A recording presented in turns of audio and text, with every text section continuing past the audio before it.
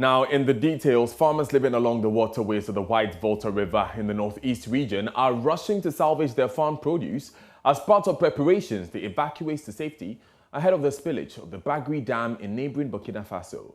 The annual opening of the dam, which often coincides with heavy rains, always leaves a devastating trail of destruction in about 185 communities within the Sada zone, with an estimated population of 20,000 constantly at risk. The spillage last year caused the death of 13 people and destroyed several hectares of farm crops and other properties along the northeast region.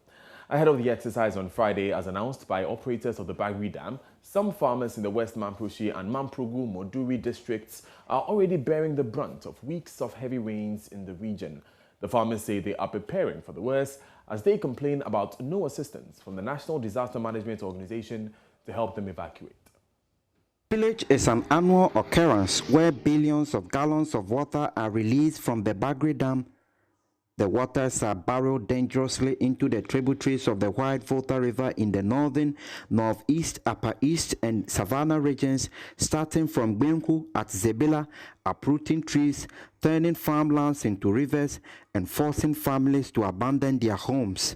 The dam is mostly spilled around August and September each year, when it could no longer contain above its 235 meters depth.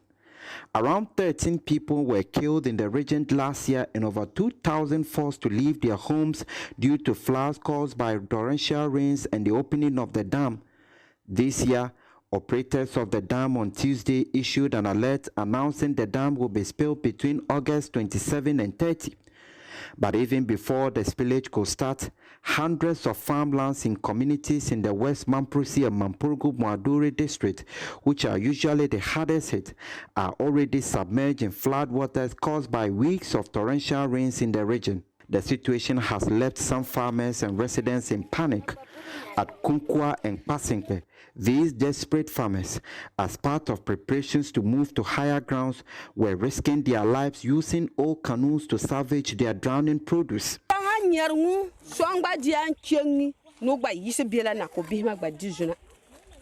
We use canoe to salvage these crops. We are risking our lives because we have to feed our family. We stand in the water at neck level to harvest what we could. We have lost much already.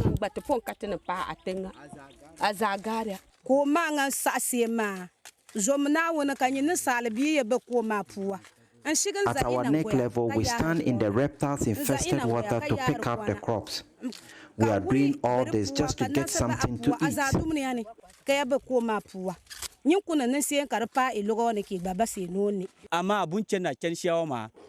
We are fighting to get something in our stomach. This is how we risk our lives every year. That is why you always hear people are drowned.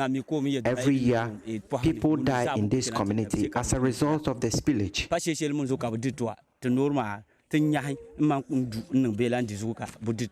For several decades every year, a combination of bad roads, incessant rain, and flooding along tributaries of the White Volta River completely cut the overseas communities from the rest of the region. About 4 people died in these two communities last year due to the twin occurrence of the dam spillage and heavy downpours. The farmers here, while bracing themselves for the looming catastrophe, are criticizing the National Disaster Management Organization for their poor handling of previous flooding situations. The NADMO officials always show up late when the harm has already been caused. Last year, for instance, we had evacuated all by ourselves before they came. We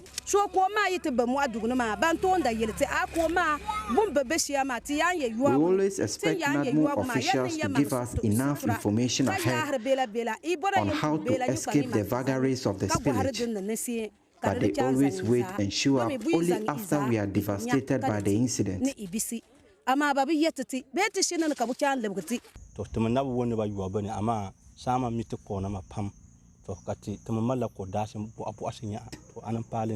We have lost our crops already.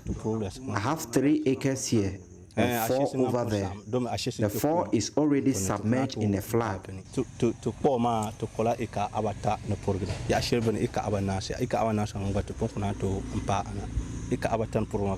And we only see few announcements on TV, but we expect them to be physically present here.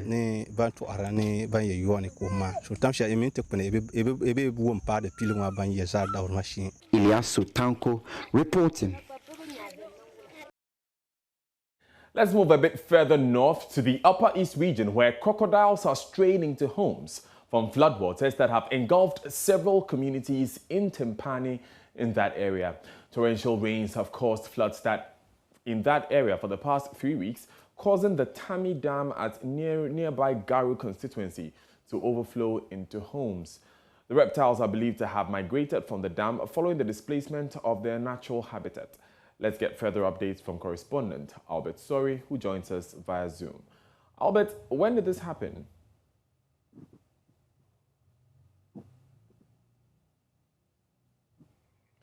Right, Albert, if you can hear me, when did we begin to record crocodiles entering people's homes? Yes, so Daniel, the last 3 weeks, we understand there were serious floods in the Tempane constituency. They have already experienced some torrential rains. Remember, Bagre will also be open soon, but they already have had a situation where people's homes have been flooded because of the recent downpour. Now, what has happened is that in nearby Garu Tempane constituency, this constituency used to be the Garu Tempane constituency until they separated Garu from Tempane. So they are just twin constituencies. There is the Tamne Dam, which construction began sometime in 2016. Our understanding is that some of the residents who were close to that dam were resettled, but there were those who have now been affected by the floods, whom the engineers of the dam did not think would be affected if there were any floods. It turns out they may have been wrong. And so the MP for the area, Lydia Lamisi Akangareba, has been touring the area. She toured the area yesterday afternoon. And it was during her interaction with the people who were affected by these floods that came out. Some of them had actually seen crocodiles and some other dangerous reptiles they believe may have migrated from the dam because the dam was completely flooded and it overflowed to the homes. So from what we learned, the crocodiles even consume livestock belonging to some of the residents. Right. We can listen to the MP. That's all. Of the dump, the water of the dump is becoming increasingly coming up to affect the people of this part of the community, basically Gagwiri Natenga. Gagwiri Natenga is part of the constituency of Tempane and the district of Tempane. Currently we are at the dump site and all of you can see that the water is affecting the crops of the people of the community, and that is why they are crying for help. It's affecting their houses, it's affecting their economic activities. There used to be a road that they could easily pass from Gagwiri Natenga, Gagwiri Taraganga, Bogure, Zambala. Even people from Basunde can pass through to the other side of the constituency to also access market in Garu, health facilities and other things. But the dam has affected that route and it's making it difficult for people to move from here to that part of the constituency. Another issue about it is that because of the rising level of the water, it's affecting the wildlife that is in the dump site, and most of the houses have been infested with crocodiles, snakes, and all manner of reptiles that are in the water. We have an instance where a crocodile enters somebody's house and ate animals. If it's a human being, what do we do? So we are just appealing to the government and the engineers of this project to look at it again. They have resettled other people, but there are some few people that still need resettlement. If they could come and then resettle those that are also affected. Another issue we have to do is about their farmlands. Here, they are peasant farmers. They don't have enough. So if their crops have been affected, what do they have? We want to plead with the government, NADMO, civil society, government and non-governmental organizations to come to their aid. Because today we are looking at it, how much is affected. But the whole of the stretch from Gagbiri, Natenga to Gagbiri, Targanga and beyond, most of the farmers, their crops have been affected, have been submerged in the water. And we are pleading that if we don't solve the issue now, it's going to be that people are going to go hungry, and there will be hunger in this part of our constituency. Already our constituency is tagged as one of the poor districts because they don't have so much economic activities. That is why they are crying now for people, for government, for civil society, government and non-governmental organizations to come to their aid. And we also want to find out from the engineers and government what they are doing now and urgently to make sure that this issue of reptiles entering into people's houses, we are seeing it to be something that is about animals. We don't wait for the crocodiles to begin to eat people before we come to look at it. If there is something that they can do and do it urgently. We are crying now because this is the rainy season. Let's go to the Ashanti region next. And the Ashanti Regional Police Command has arrested 2 suspects to aid in investigating the murder of a 45-year-old palm wine tapper. The deceased Yao Kwache armed himself with a single-barrel gun and stormed a distillery at Mweneso No. 1 community to demand his distillery pipe from a colleague. A struggle between the deceased and 2 others allegedly resulted in the shooting to death of Yao Kwache. Here's Nane Aljimes' report.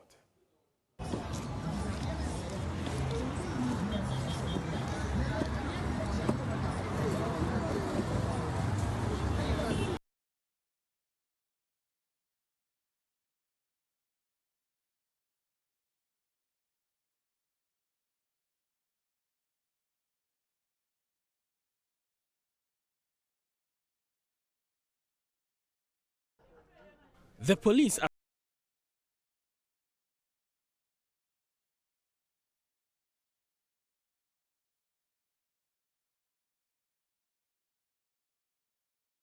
We apologize for the wrong inserts that played there. We'll bring you that story very shortly in the bulletin. That report is ready for you now. An argument ensued between the deceased, Yao Kwache, and William Frimpong. A gun wielded by Yao Kwache accidentally triggered, leading to his death. Suspects William Frimpong and Kwesi Appiah have since been arrested by the police as part of investigation. Ashanti Region Police PRO, ASP Godwin Ahianyo explains. Police has since arrested the 2 suspects to assist in our investigation, while the body of the deceased has been deposited at the Komfanoche Teaching Hospital mortuary for preservation and autopsy. The regional crime scene team had also been at the scene for reconstruction at the crime scene. Police at Ebuaka on Tuesday also picked the body of a man suspected to be in his early 20s dead at Daba. It is suspected he was lynched on suspicion of theft. In this very case, preliminary investigation has also disclosed that at about 12:50 a.m. on same day, some unidentified persons pursued him as an alleged thief, subjected him to beatings, tied him, and then fastened him with a vehicle and put him to a location where he was later found dead. The police is making frantic efforts to get the perpetrators arrested. On Tuesday, police rescued 24-year-old Michael Akwesi Agyemang from being lynched for attempted kidnapping of a 5-year-old. He has been arrested and named his accomplice. The suspect during questioning admitted offense and mentioned one Eric as the one who contracted him to kidnap the said child. He, however, could not lead police to arrest the said Eric. He is also detained to assist in investigation. The police at Asqua have also arrested 3 persons, namely Malik Isaka, Richmond Amankwa, and Isaac Obi, for attacking a mobile money vendor of 18,000 cedis at Pramso. ASP Ahiano says efforts are being made to arrest a 4th suspect. When police went to the crime scene, 3 empty shells of an AK-47 assault rifle were retrieved at the scene. We believe the 4th person who is on the run might have escaped with the AK-47 assault rifle. We are making all efforts to get him arrested. To deal with the increasing crime, the police have embarked on a series of swoops. The 44 police districts within the region have embarked on series of swoops. I mean separate swoops within the past week. And we've been able to arrest 522 suspects.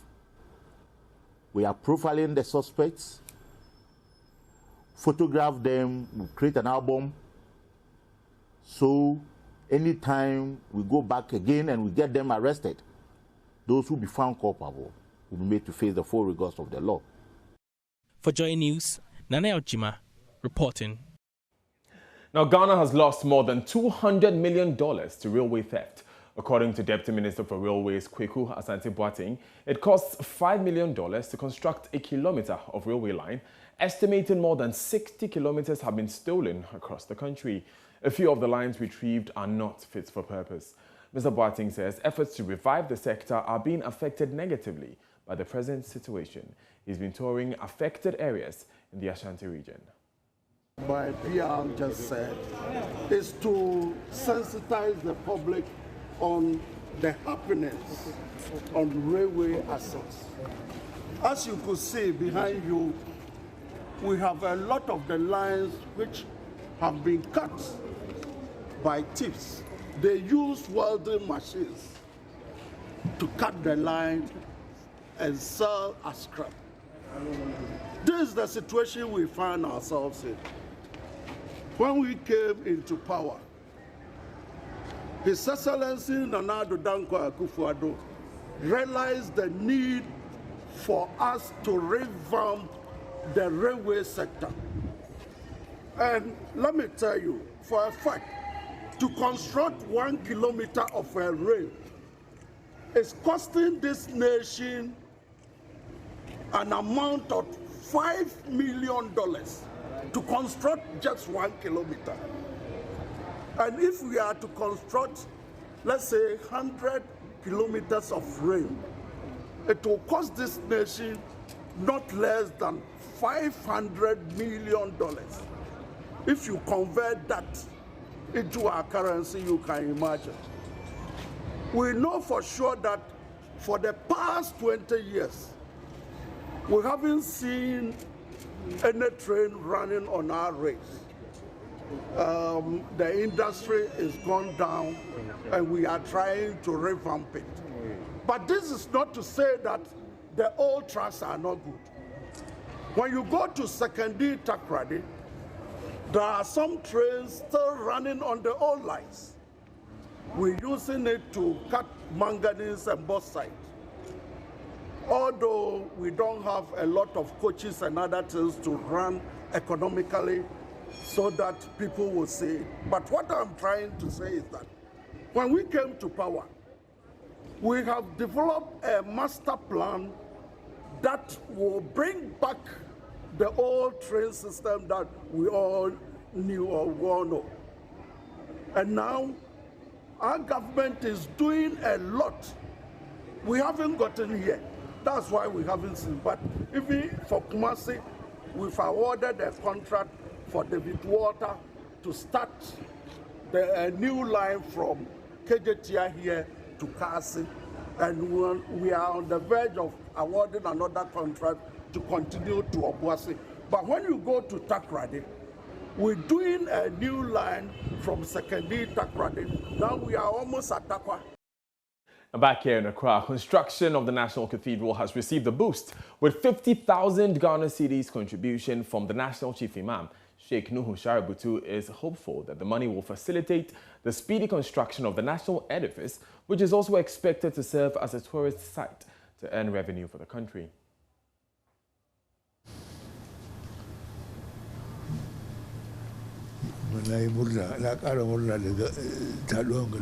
I'm excited, more excited. I'm happier. I'm lost for words to explain how I feel about this meeting.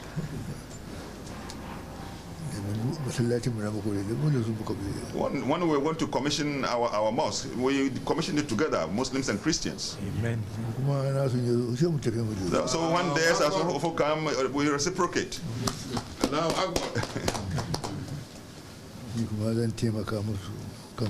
In this regard, I also will do some symbolic or token, contribution. Whoa.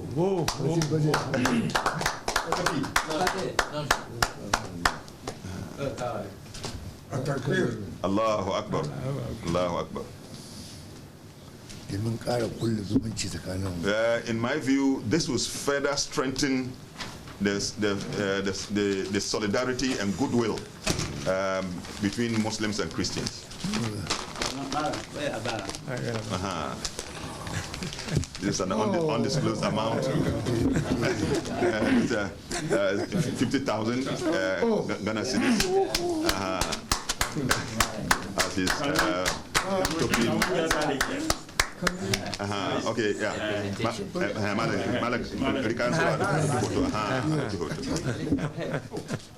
Now, board chair of the National Cathedral, Apostle Professor Opoko Nyina, was excited about the rare move by the Chief Imam, adding this should be an example for all faiths to emulate. We are overwhelmed and lost of words. Madam, muna cikin wato karsashi na wani jin daɗin da yake harafi bai iya fassara shi. We just don't know what to say. Ba musamman me za mu ce fuskan godiya ba. The Chief Imam is an epitome of grace, love, and a great example of how the people of God should be. Wato madam, kai ajiyan Allah ne ka zaman alama na soyayya da zaman lafiya wanda yake abin koyi kuma ga dukkan kowa. We are praying that his legacy will continue to be in the nation. Muna abin da zaka bari na gado muna roƙon Allah ya nare ya kuma ya wanzu. That all religious leaders will be able to demonstrate the love of God to humanity. Kaunan mu shine shugabannin sauran addinai duka sun iya su yi wannan gwaji na nuna kauna da soyayya ga mutum. This is not a small thing at all. It's a big something that is very, very big. It's great. Wannan ba karamin gudunmuwa bane. Abu ne wanda yake ina da nauyi sosai. Abu ne mai nauyi sosai da ka bamu. And I think many people, including Christians and Muslims, are going to follow what he has done. Muna kaunan da yawan mutane daga Krista da Musulmai duka za su bi wanga irin sawunaka. So that we will not use our diversity to fight one another. So that kama doke irin bambancen tsakanin mu zama dalilin fada tsakanin mu. But exhibit love to one another. Amma mu nuna mu yi gwaji na soyayya da kauna tsakanin juna. And bring us together as the people of God and as Ghanaians. Saboda haka nan mu zama daya, mu zama mutane mabiya Allah, masu imani da Allah. And as our father said, kamar yadda malam ka faɗi, for the rest of the world to know what Ghanaians are doing. So da sauran jama'an mutanen duniya duka su lura da irin abin da Ghana yake mana da abin da Allah ya mana. That instead of using religion to fight, maimakon mu ɗauki sunan a cikin sunan addini mu dinga yakin juna muna faɗa. We are using religion to unify. Amma mun amfani da addini mu haɗa. Now, the 60-year-old man and his daughter, who were arrested for allegedly operating an eatery on a pavement of the newly constructed Pokwase interchange, have been granted bail by the Accra Regional Police Command. Kwame Ado, the operator of the Chop Bar and Comfort, Date, his 32-year-old daughter, were picked up on Wednesday, August 25, 2021. They were arrested after a video of a man pounding fufu, a local dish, went viral. In the video, a man and a woman are seen pounding the fufu by the recently outlawed interchange, with many social media users condemning them for indiscipline.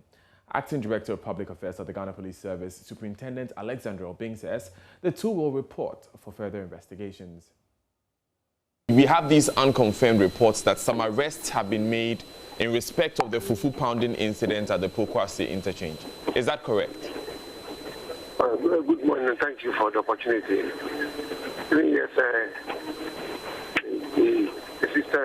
60-year-old man and a daughter were arrested by Regional Police Commandant for committing those nuisance, and they have been processed and billed to come back for further investigation. So it is true. Thank you. Do we know who they are? Yes, as I said, a 60-year-old man with a daughter. So, and what is worrying about their behavior is that where they were found is a pedestrian walkway on the Pokwase interchange, and during night they deployed their booking wares on a public thoroughfare and turned the place into a chop bar. Now, the latest road safety report by the Accra Metropolitan Assembly has revealed an alarming increase in the number of head injuries from motorcycle accidents in the Accra metropolis. The report links the injuries directly to the improper use of helmets by motorcycle riders and their passengers. Authorities, as the Assembly say, they plan to engage riders on the safe use of the roads to reduce these crashes. Judith Auchitando has more. Every month, the Greater Accra Regional Hospital records an average of 102 road crash injuries, amongst which are head injuries. Records from the hospital showed that a number of 168 head injuries were recorded between the months of September and December last year. Emmanuel Lahiable is an emergency medicine specialist at the hospital. So we try to tease out head injuries associated crashes. So from the chart here, you can see that head injuries are classified as mild, moderate, and severe.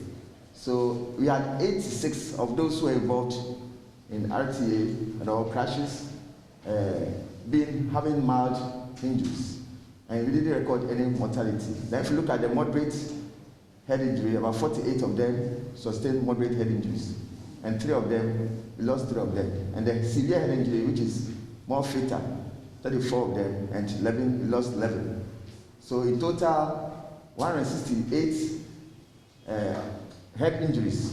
While authorities strive to reduce road crashes in the city, overspeeding has proven to be a major challenge. Mayor of Accra, Mohammed Ejesoa, explains the AMA is working together with the police MTTD to enforce the use of speed limits designated on our roads. It is an undeniable fact that despite the efforts that we have made in reducing the overspeeding, it is still a big issue for us within the city of Accra, and it's the #1 killer that I have observed. Together with the MTTD,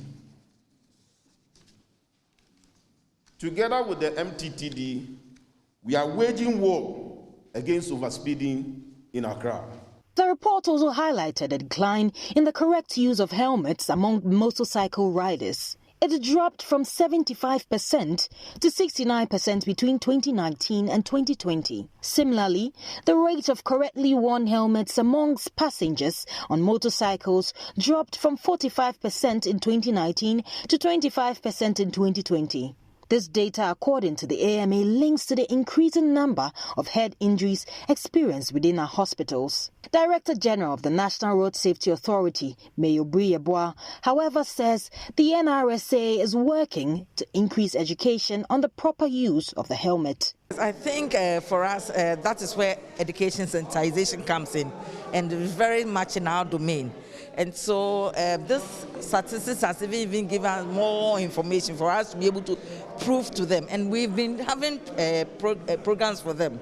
The DVLA right now is also coming out with some instructors who will be trained to be able to also train the motorcycles. So we will use that opportunity as part of the modules for them to know how to wear the helmets. Judith Awachitando, Joy News. Drive safe, everyone. It's important. It's now time for business here on Joy News Today with me, with Daryl Crowell.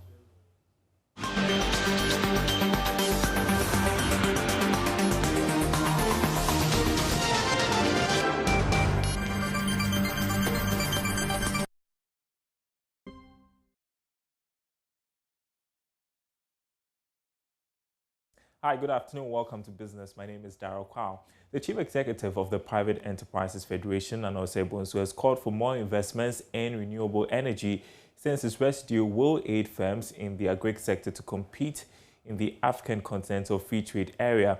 According to him, leftover from non-conventional use of renewable energy can be used as compost to boost agri production. He was speaking at the Private Sector Climate Change Investment Forum. Research conducted by the Ghana Statistical Service shows that only 1 out of 4 agribusinesses in Ghana are aware of the Africa Continental Free Trade Agreement. Meanwhile, the Chief Executive of Private Enterprises Federation, Nana Osei Bonsu, says investing in renewable energy will empower agri firms to compete in AFTA. According to him, residue from renewable energy can be transformed into compost to boost production. As companies seek to expand their operations through industrialization, they require more sustainable and reliable power at competitive pricing. The way to go is the use of non-conventional renewable energy, such as biomass, solar energy, wind energy, hydro, and others.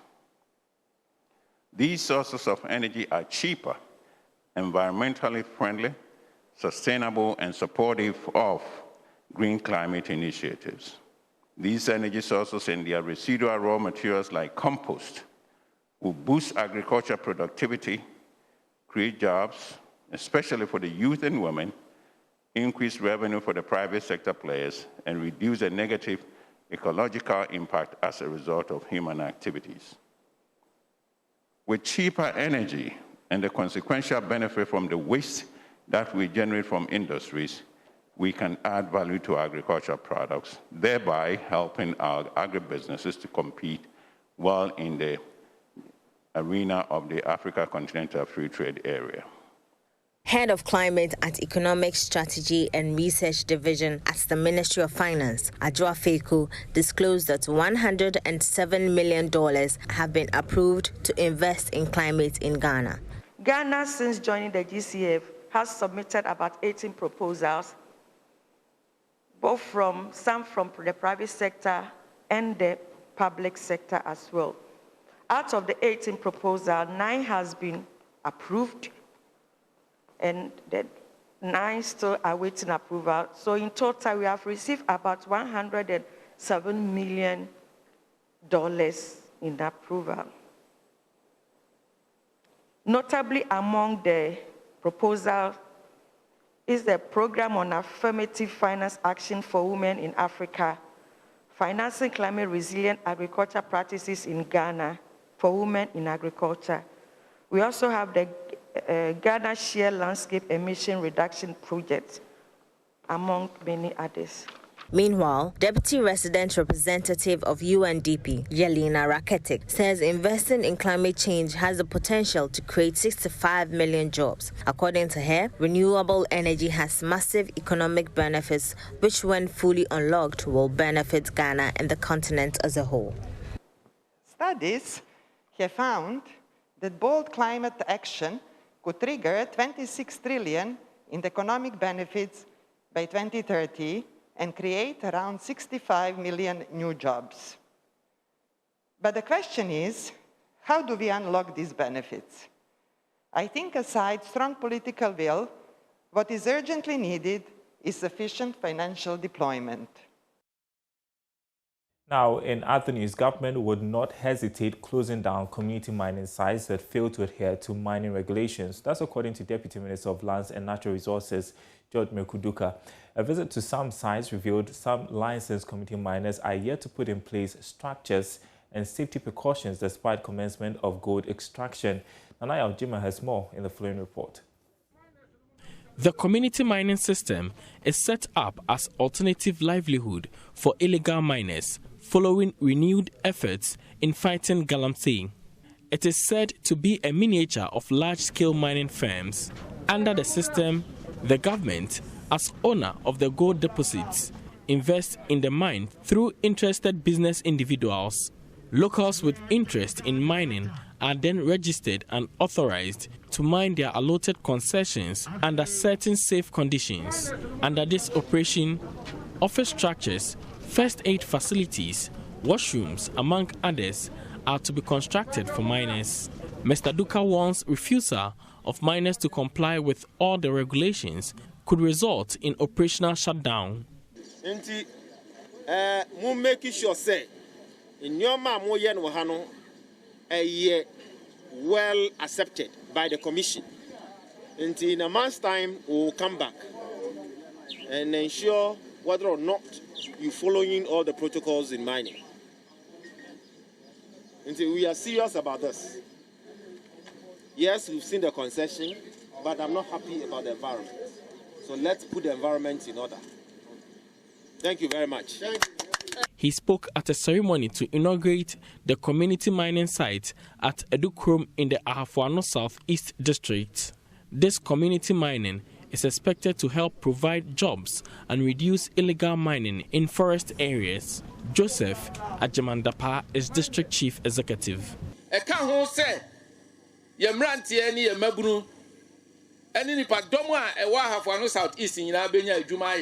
As a representative of the President, I am supposed to create jobs for the youth. That is why we formed an association of chiefs and queen mothers to find a way of achieving that.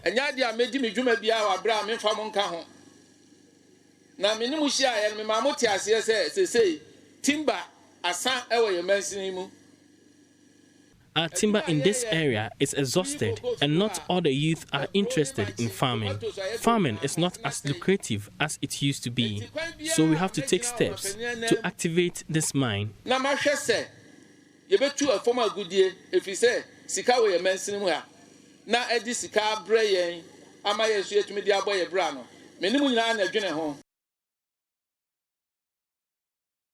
And that's all for business. More coming up on the marketplace at the top of the hour. Sports is up next.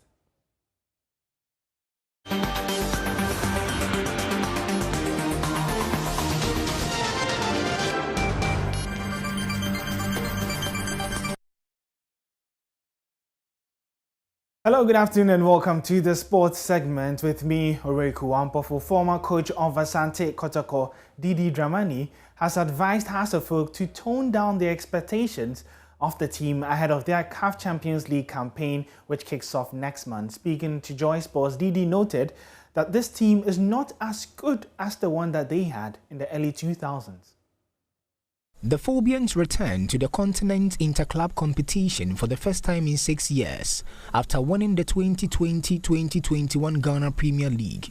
Fans of the Oak family are confident the success of the team in the just ended season. One, they won the double. The Premier League and the FA Cup is a testament of their quality to compete against the best. But Didi, who led Asante Kotoko to the competition twice between 2013 and 2015, wants the fans to tone down on their expectations of the team, saying the current team is not as good as the early 2000s.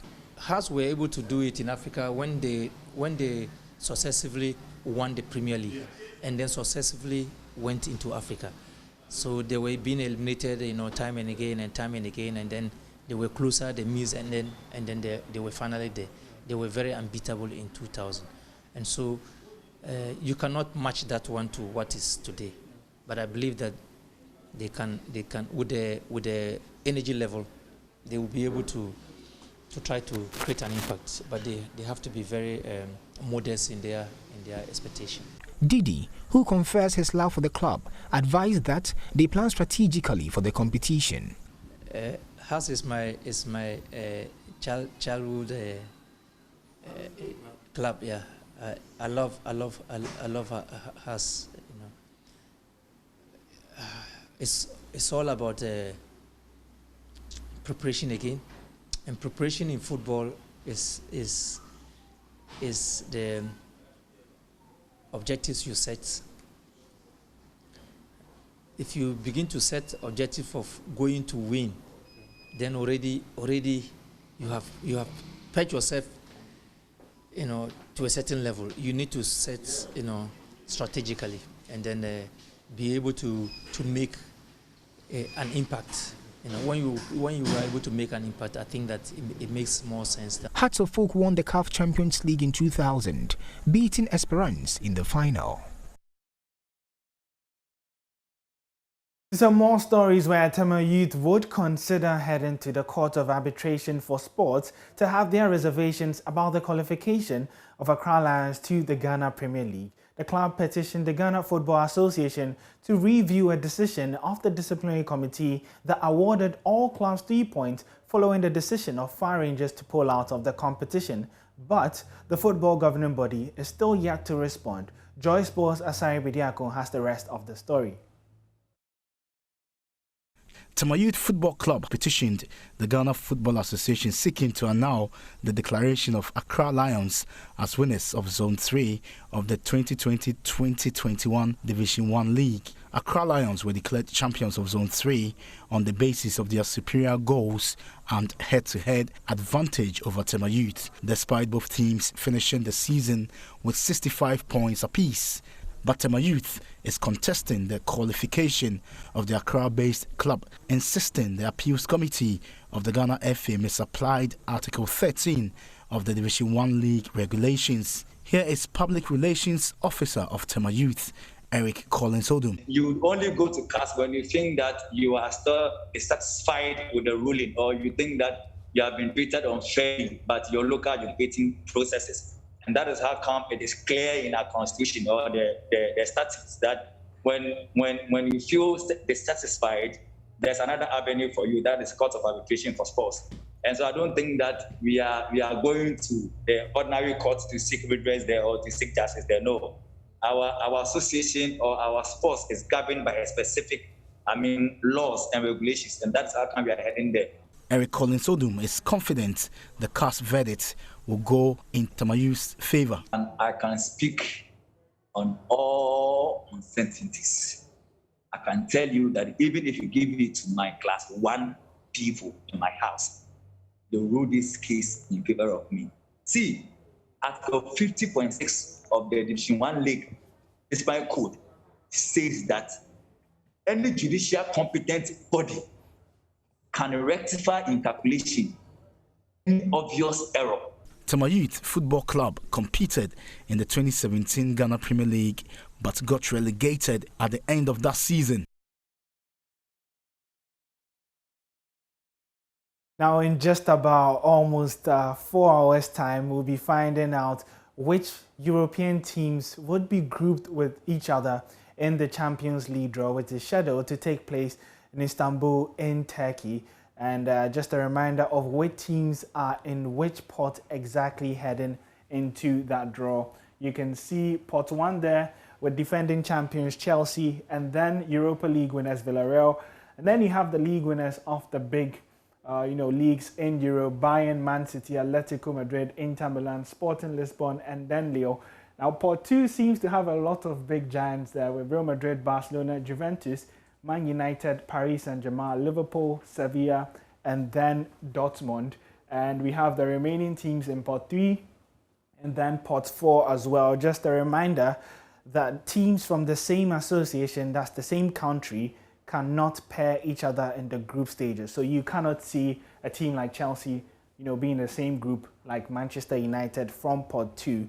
But then again, it leaves appetites really wet because we'll be finding out some really juicy fixtures, especially when you look at the big clubs in Pot 2. Anything certainly could happen, and we're bringing you more details on what to expect from the draw at Sports Today, live here on the Joy News channel at 2 p.m. My name is Orey Kuampofo, and we go for a break now.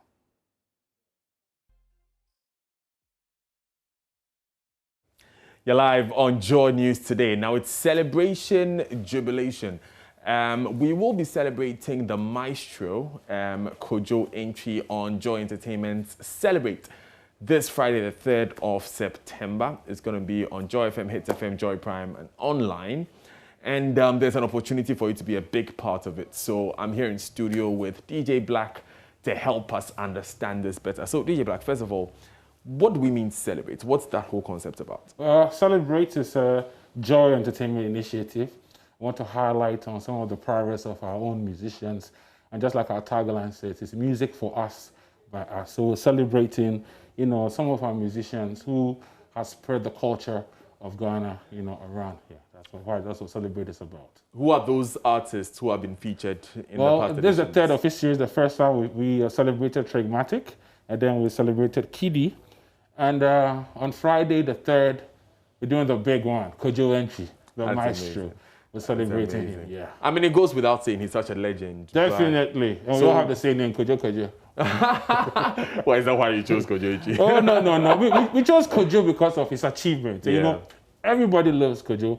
From kids, our uncles, everybody loves Kojo. And we all have our favorite Kojo moments. So on the 3rd, we're asking all our viewers, all our listeners, to help us celebrate Kojo entry in a grand way. So to be on TV, on radio, and online. If you have a favorite Kojo entry story, maybe you met him in traffic, or you've been to the 24th show, you can share it with us. Yes. My Kojo entry story is the Valentine's Day concert.